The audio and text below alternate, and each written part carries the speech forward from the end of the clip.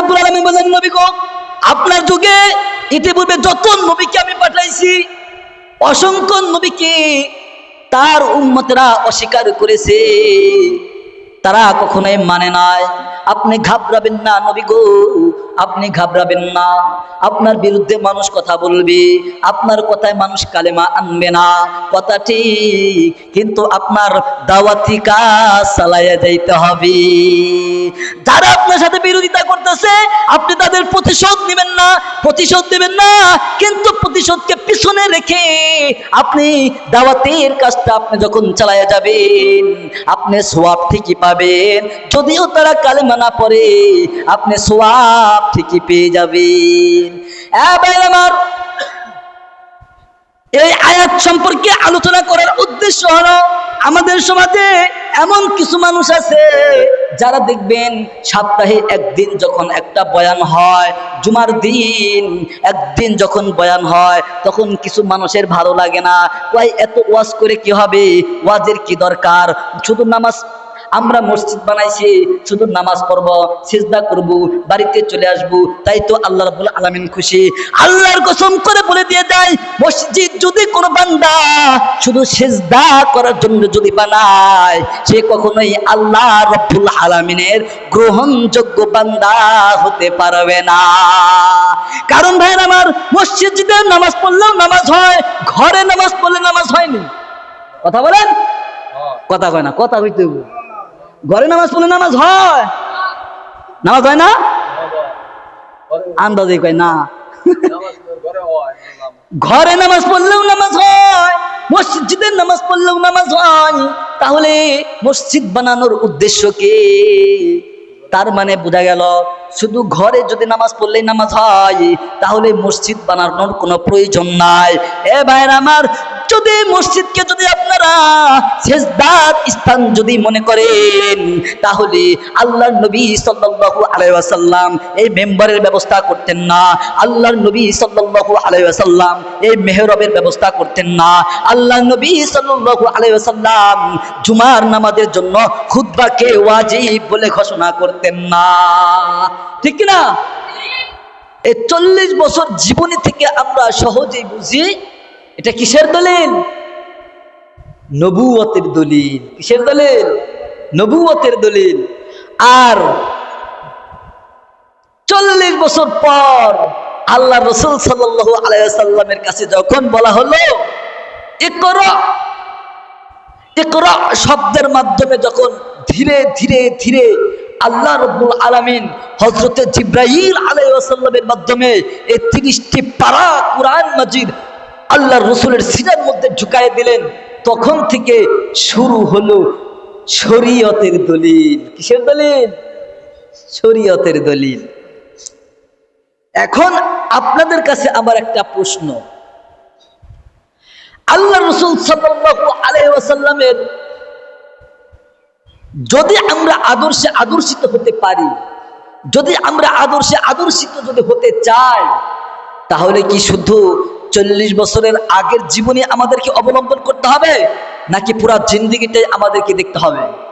কথা বলেন, পুরা জিন্দেগিটাই আমাদের দেখতে হবে, তার কাছ থেকে শিখতে হবে, বুঝতে হবে, ঠিক কিনা?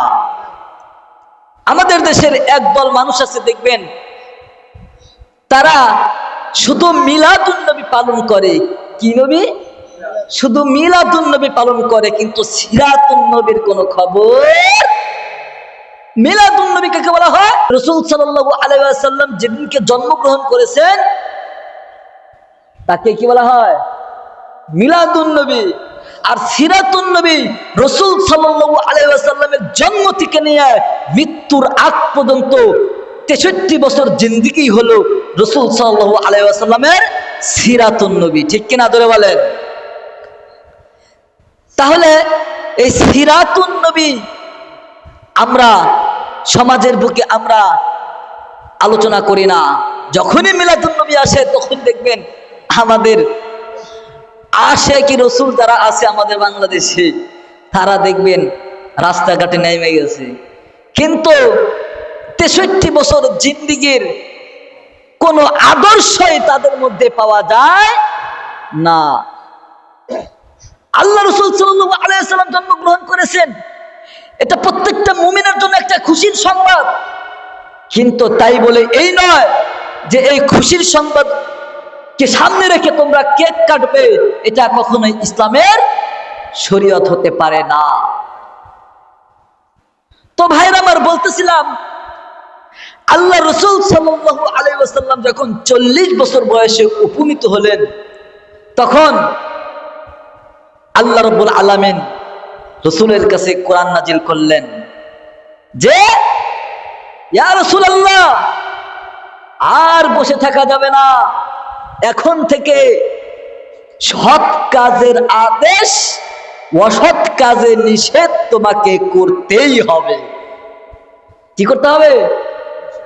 সৎ কাজের আদেশ, অসৎ কাজে নিষেধ। আমার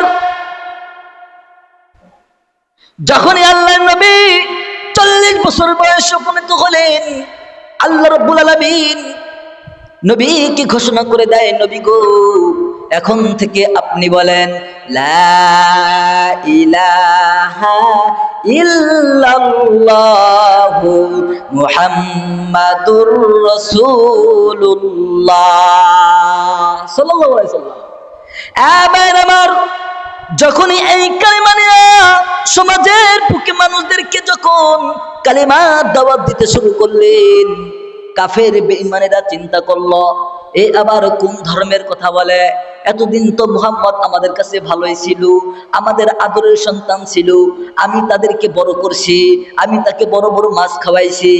মুহাম্মদ, তুমি কোন ধর্মের কথা বলেছো? আল্লাহ নবী বলেন, এ আমার চাচারা, এ আমার ভাতিজারা, এ আমার ভাইয়েরা, শুনে নাও, আমি এমন এক আল্লাহর দাওয়াত তোমাকে দিচ্ছি, যে আল্লাহ আমাকে এবং তোমাকে সৃষ্টি করেছে। সুবহানাল্লাহ। আমার কাফের বেঈমানদের মাথা ঘুরে গেল, কি হয়ে গেল? আমরা তো আমার বাপ দাদার ধর্ম কালী পূজা করে আসছি, আগুনের পূজা করে আসছি, গাছপালার পূজা করে আসছি। হায় হায়, মুহাম্মদ কি এমন ধর্মের কথা বলে? কে আবার প্রভু? আমরা তো তাদেরকে দেখি নাই, কিন্তু আমাদের প্রভু আমাদের সামনে আসে। আল্লাহ নবী বললেন, তোমরা তাদেরকে শরীক করছো, তোমরা যাকে প্রভু মানছো, সে কখনোই তোমাদের প্রভু হতে পারে না। তোমাদের প্রভু হলো এক আল্লাহ, যিনি তোমাকে এবং আমাকে সৃষ্টি করেছেন, যিনি কুল কায়নাত সৃষ্টি করেছেন। ঠিক কিনা? জোরে বলে। এবার কাফের বেঈমানদের শুরু হয়ে গেল আল্লাহ নবীর সাথে বিরোধিতা। আল্লাহ নবী বললেন, এ দোস্ত, বিরোধিতা করে লাভ নাই, কারণ আল্লাহ রাব্বুল আলামিনের পক্ষ থেকে হুকুম এসেছে, আমি হলাম তোমাদের শেষ নবী। এ ইহুদিরা, শুনে নাও, তোমাদের তাওরাত কিতাবের মধ্যে আমার কথা আছে না নাই? দেখো, তোমাদের তাওরাত কিতাবের মধ্যে আমি মুহাম্মদের কথা বলা হয়েছে। তোমাদের যুগে এমন একজন শেষ নবী আসবে, যিনি নাকি পূর্বের যত ধর্ম আছে সমস্ত ধর্মকে বাদ দিয়ে নতুন এক ধর্মের কথা তোমাদেরকে বলবে। আর এই ধর্ম হলো সত্য ধর্ম, এই ধর্মই হলো আমার আল্লাহর ধর্ম। এই ধর্ম থেকে তোমরা কখনোই দূরে সরবা না। সে আল্লাহর নবী, তোমরা নির্দ্বিধায় তাকে আল্লাহর নবী হিসাবে মেনে নিবা। ইয়াহুদিরা চিন্তা করে, ইয়াহুদিরা এখন দেখলো এই নবী তো কুরাইশ বংশে, না, এটা কখনোই নবী হতে পারে না। নবী যদি হতেই হয়, যেহেতু আমাদের তাওরাত কিতাবের মধ্যে নবীর কথা বলা হয়েছে, মুহাম্মাদের কথা বলা হয়েছে, আমাদের বংশের মধ্যে সে হবে। কুরাইশ বংশের মধ্যে কেন হলো? আমাদের ইহুদিদের ধর্মের মধ্যে সে নবী হবে, তাহলে আমরা মানব। আমার তখন থেকেই শুরু হয়ে গেল মুসলমানদের সাথে ইহুদিদের একটা পার্থক্য, কারণ তারা আল্লাহর নবীকে বিশ্বাস করে না। তারা চিন্তা করলো, যদি ইহুদিদের ধর্মে যদি শেষ নবী আসে, তাহলে আমাদের সম্মান দ্বিগুণ বেড়ে যাবে। কিন্তু না, সেটা তো হলো না। সেটা কুরাইশ বংশের মধ্যে নবী মুহাম্মদ জন্মগ্রহণ করেছে, এটা কখনোই হতে পারে না। এ ভাইরা আমার, শুধু অমুসলিম নয়, শুধু কাফের নয়, ইহুদিরাও শুরু করে দিল আল্লাহর নবীর সাথে বিরোধিতা। এ ভাইরা আমার, শুধুমাত্র সমাজের বুকে সৎ কাজের আদেশ করার জন্য, অসৎ কাজে নিষেধ করার জন্য। এ ভাইরা আমার, কিন্তু এমনও আছে আল্লাহর নবীর কথা শুনে, আল্লাহর নবীর কালেমা শুনে কত সাহাবীরা মুসলমান হয়ে আল্লাহর কাছে সম্মানিত হয়েছে, আল্লাহর কাছে সন্তুষ্টি বান্দা হিসাবে গ্রহণযোগ্য হয়েছে। এ ভাইরা আমার, হযরত আবু বকরের জীবনী কে না জানে, হযরত ওমরের জীবনী কে না জানে, হযরত উসমান গনির জীবনী কে না জানে, হযরত আলী রাদিয়াল্লাহু তাআলা আনহুর জীবনী কে না জানে।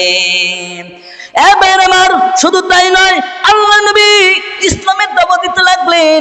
আল্লাহ নবীকে এক কাফের বেঈমান যখন এই কথা বলতে শুরু করলো, হাই হাই এ মুহাম্মদ, তুমি কি পাগল হয়ে গেছো নাকি? কয় না না, আমি তো পাগল হই নাই, আমি তো এক আল্লাহর কোরআন আমি তোমাদেরকে শোনাই। কি এমন কথা শোনাও? কি কথা? আমার সেই কাফের নাম হলো উকবা ইবনে মুইত। এই বান্দা এমন একটা নিকৃষ্ট বান্দা রে বাবা, আল্লাহর নবী সাল্লাল্লাহু আলাইহি ওয়াসাল্লামকে এমন ভাবে কষ্ট দিয়েছে। এ ভাইরা আমার, জীবনী যদি আমরা পড়ে দেখি, আল্লাহর নবীর উপর যেভাবে নির্যাতন করেছে, যদি আমি আপনাদেরকে বলি, চোখের পানি বাবা ধরে রাখা যাবে না। এ ভাইরা আমার, আল্লাহর নবী সাল্লাল্লাহু আলাইহি ওয়াসাল্লাম কাফের বেঈমানদেরকে বলে, ও দোস্ত, আমি তোমাদের জন্য রহমত স্বরূপ দুনিয়ার বুকে এসেছি। শুধু মানুষের জন্য নয়, সমস্ত কুল কায়নাত, দুনিয়ার বুকে যত পশু পাখি আছে, যত প্রাণীকুল আছে, যত পশুকুল আছে, সমস্ত কুলের রহমত স্বরূপ আমি আল্লাহর নবীকে আল্লাহ আমাকে পাঠিয়েছি। আমার তারা অস্বীকার করলো, শুধুমাত্র সমাজের বুকে সত্য কথাটা বলার কারণে আর অসৎ কাজে নিষেধ করার কারণে। ও ভাইয়ের আমার, যারা এরকম ভাবে আল্লাহর নবীর বিরোধিতা করেছে, তাদের নাম নিশানা আল্লাহ রাব্বুল আলামিন দুনিয়ার বুক থেকে উঠিয়ে দিয়েছেন। ও ভাইয়ের আমার, আমি আপনাদের থেকে একটা কথা শুনতে চাই। আপনাদের ছেলে সন্তানের নাম, কারোর নাম কি রাখছেন? আবু জাহেল রাখছেন? রাখেন নাই। আবু লাহাব রাখেন নাই, উতবা রাখেন নাই, সাইবা রাখেন নাই। কেন রাখেন নাই? কারণ আল্লাহ রাব্বুল আলামিন তাদেরকে নিষিদ্ধ বলে ঘোষণা করেছেন। কোন মানুষের অন্তরের মধ্যে তাদের জায়গা হবে না, কোন মানুষের অন্তরের মধ্যে তাদের জায়গা হবে না। তাদের নাম তো দূরের কথা, তাদের মুহাব্বত কারো অন্তরে থাকতে পারে না। যদি মুহাব্বতই থাকতো, তাহলে আমাদের সন্তানের নাম আবু জেহেলি রাখতাম, আবু লাহাবি রাখতাম। কিন্তু তা না রেখে আমরা আবু বকর রাখি, ওমর রাখি, উসমান রাখি। কারণ তারা আল্লাহ রসুল সাল্লাল্লাহু আলাইহি ওয়াসাল্লামের ধর্মকে মানার কারণে, রসুল সাল্লাল্লাহু আলাইহি ওয়াসাল্লামের আদর্শকে অনুসরণ করার কারণে আল্লাহ রাব্বুল আলামিন প্রত্যেকটা মুসলমানের অন্তরের মধ্যে তাদের নাম লিখে দিয়েছেন। ঠিক কিনা? কিয়ামত পর্যন্ত তাদের নাম মানুষের অন্তরের মধ্যে লিপিবদ্ধ থাকবে। এবার আমার আল্লাহ রাব্বুল আলামিন যেই আয়াতটা আমি আপনাদেরকে শুনাইছি, যেই আয়াতটা আমি খুতবার মধ্যে পড়েছি, ও ভাইয়ের আমার, আল্লাহ নবী সাল্লাল্লাহু আলাইহি ওয়াসাল্লাম যখন কালেমার দাওয়াত দেওয়া শুরু করলেন, নির্দিষ্ট কয়েকজন ব্যক্তি ব্যতীত তারা কখনোই আল্লাহর নবীকে কখনোই বিশ্বাস করলো না।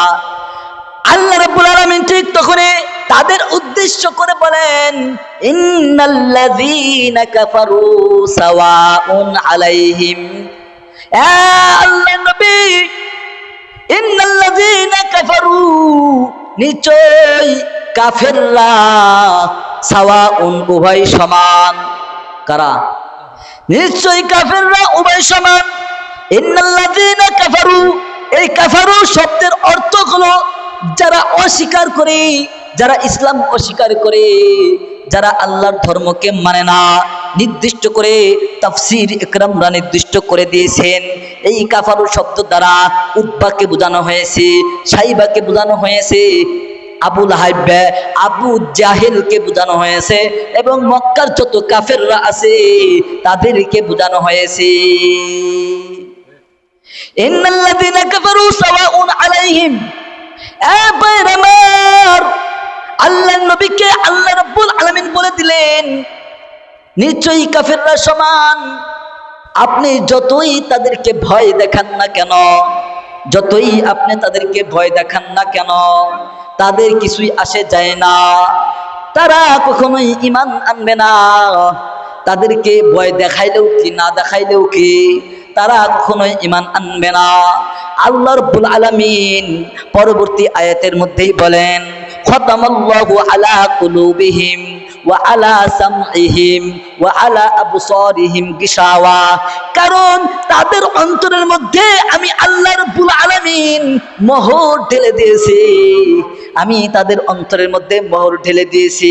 এ ভাইয়ের আমার, আল্লাহ রাব্বুল আলামিন নির্দিষ্ট করে দিলেন ওয়া আলা সামইহিম, সামইহিম অর্থ যেই বস্তু দ্বারা আমরা শ্রবণ করি মানে শুনি, তার মানে কানকে বোঝানো হয়েছে। এই কানের মধ্যে আল্লাহ রাব্বুল আলামিন পর্দা দিয়ে দিয়েছেন। ওয়া আলা আবসারিহিম, আবসার মানে যে বস্তু দ্বারা আমরা দেখি, তার মানে চক্ষু বোঝানো হয়েছে। এই চক্ষুকে আল্লাহ রাব্বুল আলামিন পর্দা দিয়ে ঢেকে রেখেছেন। এ ভাইয়ের আমার, আমাদের এখন একটা প্রশ্ন উঠতে পারে, যদি আল্লাহ রাব্বুল আলামিন মানুষের অন্তরের মধ্যে মোহর ঢেলে দেয় এবং মানুষের চোখের মধ্যে, কানের মধ্যে যদি পর্দা নামিয়ে দেয়, তাহলে মানুষ গুনাহ করলে তাদেরকে শাস্তি দেওয়া হবে কেন? প্রশ্নটা না?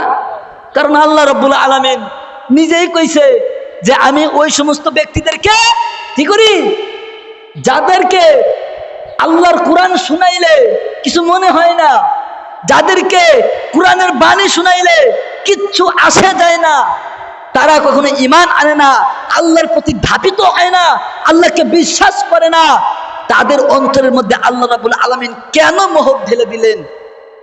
তো ভাইরা আমার, এই আয়াতের ব্যাখ্যায় আল্লাহ রাব্বুল আলামিন অন্য আরেকটি আয়াত দ্বারা তাফসীর করেছেন, কি? কাল্লা বাল রানা আলা কুলুবিহিম মা কানু ইয়াকসিবুন। যুবক ভাইরা শুনতে হবে, আল্লাহ রাব্বুল আলামিন আমাদের অন্তরের মধ্যে মোহর মেরে দিয়েছেন। এর মানে এই নয় আল্লাহ রাব্বুল আলামিন আমাদের অন্তরের মধ্যে মোহর মেরে দিয়েছেন, এখন আমরা আর সৎ কাজ করতে পারবো না, আমরা মসজিদে আসতে পারবো না, আল্লাহর কোরআন শুনতে পারবো না। বিষয়টি এমন নয়। আল্লাহ রাব্বুল আলামিন বলে দিলেন, কাল্লা বাল রানা আলা কুলুবিহিম মা কানু ইয়াকসিবুন। আমার, তোমরা দুনিয়ার বুকে যেই অন্যায় করো, যেই অত্যাচার করো, এই অত্যাচারকেই মোহর হিসাবে সাব্যস্ত করা হয়েছে। আল্লাহর কোরআনের ভাষায় তাকে মোহর বলে সাব্যস্ত করা হয়েছে। আমার, মানুষের গুনাহ করতে করতে আল্লাহর নবী সাল্লাল্লাহু আলাইহি ওয়াসাল্লাম হাদিস শরীফের মধ্যে বলেছেন, মানুষ যখন একটা গুনাহের মধ্যে লিপ্ত হয়ে যায়, একটা গুনাহ যখন করে, আল্লাহ রাব্বুল আলামিন তার অন্তরের মধ্যে একটি কালো দাগ ফেলে দেন। আরেকটা যখন গুনাহ করেন, আরেকটা কালো দাগ ফেলে দেন, আরেকটা যখন গুনাহ করেন, আরেকটা কালো দাগ ফেলে দেন। এভাবে করতে করতে, গুনাহ করতে করতে যখন গুনাহের মাত্রাটা বেশি হয়ে যায়, তখন তার ভালো কাজ করতে ভালো লাগে না, আল্লাহর কোরআন শুনতে ভালো লাগে না, আল্লাহর বাণী শুনতে ভালো লাগে না। যদি মসজিদের মধ্যে ওয়াজ নসিহত করা হয়, তাদের ভালো লাগে না, ঠিক না? এবার আমার আল্লাহ নবী সাল্লাল্লাহু আলাইহি ওয়াসাল্লামকে জানাই দিলেন, নবী গো, আপনি তাদেরকে যতই ওয়াজ করেন না কেন, তাদের অন্তরের মধ্যে কখনোই ভালো হবে না, তাদের অন্তরে কখনোই আমাকে চায় না। আপনি তাদেরকে যতই আল্লাহর ভয় দেখান, যতই জাহান্নামের ভয় দেখান, তারা অস্বীকার করবে, তারা অস্বীকার করবে। আল্লাহ রাব্বুল আলামিন বলেন, নবী গো, আপনার যুগে ইতিপূর্বে যত নবীকে আমি পাঠাইছি অসংখ্য নবীকে তার উম্মতরা অস্বীকার করেছে, তারা কখনোই মানে নাই। আপনি ঘাবড়াবেন না নবী গো, আপনি ঘাবড়াবেন না। আপনার বিরুদ্ধে মানুষ কথা বলবে, আপনার কথায় মানুষ কালেমা আনবে না, কথা ঠিক, কিন্তু আপনার দাওয়াতি কাজ চালাইয়া যাইতে হবে। যারা আপনার সাথে বিরোধিতা করতেছে আপনি তাদের প্রতিশোধ নেবেন না, প্রতিশোধ দেবেন না, কিন্তু প্রতিশোধকে পিছনে রেখে আপনি দাওয়াতের কাজটা আপনি যখন চালাইয়া যাবেন আপনি সওয়াব ঠিকই পাবেন। যদিও তারা কালেমা না পড়ে আপনি সওয়াব ঠিকই পেয়ে যাবেন। আমার এই আয়াত সম্পর্কে আলোচনা করার উদ্দেশ্য হলো আমাদের সমাজে এমন কিছু মানুষ আছে যারা দেখবেন সপ্তাহে একদিন যখন একটা বয়ান হয়, জুমার দিন একদিন যখন বয়ান হয় তখন কিছু মানুষের ভালো লাগে না, কয় এত ওয়াজ করে কি হবে, ওয়াজের কি দরকার, শুধু নামাজ, আমরা মসজিদ বানাইছি শুধু নামাজ পড়ব, সিজদা করব, বাড়িতে চলে আসব, তাই তো আল্লাহ রাব্বুল আলামিন খুশি। আল্লাহর কসম করে বলে দিয়ে দেয়, মসজিদ যদি কোনো বান্দা শুধু সিজদা করার জন্য যদি বানায় সে কখনোই আল্লাহ রাব্বুল আলামিনের গ্রহণযোগ্য বান্দা হতে পারবে না। কারণ ভাইরা আমার, মসজিদে নামাজ পড়লেও নামাজ হয়, ঘরে নামাজ পড়লে নামাজ হয়নি। কথা বলেন, কথা কয় না, কথা হইতে হবে। ঘরে নামাজ পড়লে নামাজ হয়, নামাজ হয় না, আন্দাজে কয় না। ঘরে নামাজ পড়লেও নামাজ হয়, মসজিদের নামাজ পড়লেও নামাজ হয়। তাহলে মসজিদ বানানোর উদ্দেশ্য কি? তার মানে বোঝা গেল শুধু ঘরে যদি নামাজ পড়লেই নামাজ হয় তাহলে মসজিদ বানানোর কোনো প্রয়োজন নাই। এ ভাইরা আমার, যদি মসজিদকে যদি আপনারা সিজদার স্থান যদি মনে করেন তাহলে আল্লাহর নবী সাল্লাল্লাহু আলাইহি ওয়াসাল্লাম এই মেম্বারের ব্যবস্থা করতেন না, আল্লাহর নবী সাল্লাল্লাহু আলাইহি ওয়াসাল্লাম এই মেহরাবের ব্যবস্থা করতেন না, আল্লাহর নবী সাল্লাল্লাহু আলাইহি ওয়াসাল্লাম জুমার নামাজের জন্য খুতবাকে ওয়াজিব বলে ঘোষণা করতেন না, ঠিক কি না? আমার যারা বয়ানের বিরোধিতা করে, যারা বলে এত ওয়াজের কি দরকার, এত ওয়াজ শোনার কি প্রয়োজন, আপনি যদি একটু খোঁজ করেন তার বাড়িতে যাবেন, বাড়িতে যাওয়ার পর দেখবেন দিন কি দিন ভর তার ঘরে টিভি চলতেছে, নর্তকীদের নাচ গান চলতেছে, অথচ একদিন যখন মসজিদে বয়ান করা হয় তখন তাদের মাথা ব্যথা শুরু হয়ে যায়। আছে না নাই? আপনাদের সমাজের মানুষ অনেক ভালো, আলহামদুলিল্লাহ। আমাদের সমাজে, আমাদের এলাকার সমাজের কথা বলতেছি, আমাদের সমাজের মানুষ এরকম আছে যে দেখবেন ঘরের মধ্যে দিন কি দিন ভর রাত ভর টিভি চলতেছে, স্টার জলসা চলে, আর মসজিদে যখনই একটু আল্লাহ তাআলার শানে একটা গজল বাজানো হয়, যখনই একটু আল্লাহর কোরআনের কথা শোনানো হয় তখন তারা বলে কি বিচার গান শুরু হয়ে গেছে। আমার চোখের সামনে আমার সাথে একদিন তর্ক হয়েছিল, আমার এলাকার কথা কইতেছি, কি বাজাও, গান বাজনা বাজাও, বিচার গান বাজাও, এরকম করে কইতেছে। বিচার গান বাজাতে পারো না, এগুলা বাদ দিয়া। আমার আল্লাহর নবীর সাল্লাল্লাহু আলাইহি ওয়াসাল্লাম যেই আয়াতের কথা বলেছেন, আল্লাহ রাব্বুল আলামিনকে বলে দিলেন প্রত্যেকটা মানুষের অন্তরের মধ্যে যাদের ওয়াজ নসিহত ভালো লাগে না তাদের অন্তরের মধ্যে আল্লাহ রাব্বুল আলামিন মোহর মেরে দিয়েছেন। ওই সমস্ত ব্যক্তিদের যারা ওয়াজ ভালো লাগে না, নসিহত ভালো লাগে না, যখন মসজিদের মধ্যে মানুষকে ডাকাডাকি করার জন্য, যখন মানুষকে ডাকাডাকি করার জন্য, নামাজে আনানোর জন্য যখন ডাকা হয় তখন যাদেরকে ভালো লাগে না আল্লাহ রাব্বুল আলামিন তাদের অন্তরের মধ্যে মোহর ঢেলে দিয়েছেন। কারণ তাদের এই শব্দটা হাইয়া আলাস সালাহ, হাইয়া আলাল ফালাহ, আসসালাতু খায়রুম মিনান নাওম, এই কথাগুলো তার ভালো লাগে না। এক যুবক ভাইরা, আমি তোমাদেরকে বলবো শুধু কালেমা পড়লেই মুসলমান হয় না। কালেমা তো আব্দুল্লাহ ইবনে উবাই ইবনে সুলুল পড়েছিল, কিন্তু সে কখনোই আল্লাহর রাসূল সাল্লাল্লাহু আলাইহি ওয়াসাল্লামের গ্রহণযোগ্য উম্মত হতে পারে নাই, ঠিক কিনা? কালেমা অনেকেই পড়ে, কালেমা অনেকেই পড়ে, কিন্তু আল্লাহ রসুল সাল্লাল্লাহু আলাইহি ওয়াসাল্লামের আদর্শের মধ্যে অনেকেই থাকতে পারে না। এই জন্য এই ভাইবেন না যে আমি কালেমা পড়ছি আমি মুসলমান হয়ে গেছি, আমি কালেমা পড়ছি আমি মুসলমান হয়ে গেছি, আমার আর কিছু করার দরকার নাই, নামাজের দরকার নাই, জিকিরের দরকার নাই, ঠিক আছে না, কিছুই দরকার নাই। সে মুনাফিকের কাতারে। কিসের কাতারে? মুনাফিকের কাতারে। এই যে আমার মতো পাগড়ি, আব্দুল্লাহ ইবনে উবাই ইবনে সুলুল এভাবে পাগড়ি পড়তেন, আমার মতো দাঁড়িয়ে রাখছিল, আল্লাহর নবীর সাথে উঠে বসে খায়, সব কিছু আল্লাহর নবীর সাথে, কিন্তু তলে তলে আল্লাহর নবীর বিরোধিতা করে। আল্লাহর নবীর কোরআনের কথা ভালো লাগে না, কাফের বেঈমানদের কাছে যায় বলে আমি তো তোমাদের দলই, আমি তো তোমাদের দলই, আমি শুধু মুসলমানদের সাথে একটু হাসি ঠাট্টা করি, এতটুকুই, আমি মূলত তোমাদের দলই। আবার যখন আবু বকর, হযরত উসমান, হযরত আলী রাদিয়াল্লাহু তাআলা আনহু বলে যে তোমরা ঈমান আনছো নাকি? কয় হ্যাঁ, আমরা তো এক আল্লাহর প্রতি ঈমান এনেছি, এবং আমার নবী জনাবে মুহাম্মদুর রাসূলুল্লাহ সাল্লাল্লাহু আলাইহি ওয়াসাল্লাম এক মুখে দুই কথা, এক মুখে কয় কথা? দুই কথা। কালেমা কিন্তু ঠিকই পড়ছে, কিন্তু মন থেকে পড়ে নাই। মন